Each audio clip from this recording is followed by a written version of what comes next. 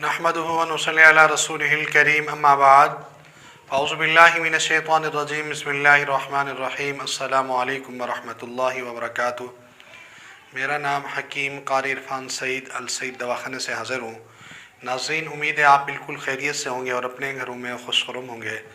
मौज़ू शुरू करने से पहले आप तमाम दोस्तों से मेरी गुजारिश है कि आप मेरे चैनल को सब्सक्राइब करें और साथ बेल आइकन के बटन को दबाएं ताकि आने वाली हर नई वीडियो आप तक बर वक्त पहुँचती रहे। आज का जो मेरा मौजू है वो रमज़ान के हवाले से।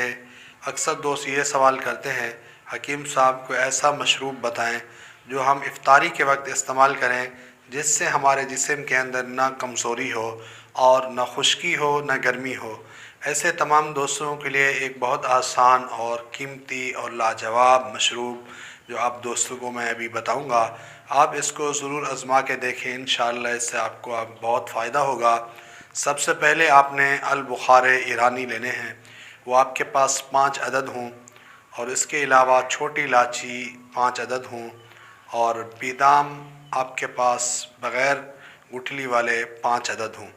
ये सारी चीज़ों को आपने पानी के अंदर भिगो के रख देना है, और इफ्तारी से पहले आपने इसको ग्राइंडर मशीन में डालना है और इसमें 1 गिलास पानी मज़ीद डालकर इसको 1 से 2 मिनट के लिए चलाएं, और उसके बाद इसमें नमक सियाह हस्बे ज़ायक़ा इसमें शामिल करके और इसके अंदर रूह अफ़ज़ा शामिल करके ये आप मशरूब बनाकर इफ्तारी के वक्त इस्तेमाल करें।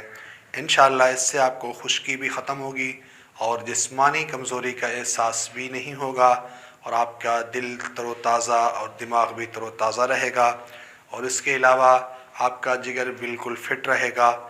आप अपने आप को मुकम्मल और बेहतरीन महसूस करेंगे। ये आप रमज़ान में ज़रूर इस्तेमाल करें, इसके बड़े फ़ायदे हैं, इससे आप फ़ायदा ज़रूर हासिल करें। उम्मीद है आज का मेरा ये प्रोग्राम आप दोस्तों को बहुत अच्छा लगा होगा। इसी के साथ मुझे इजाज़त दीजिए। अल्लाह हाफ़िज़।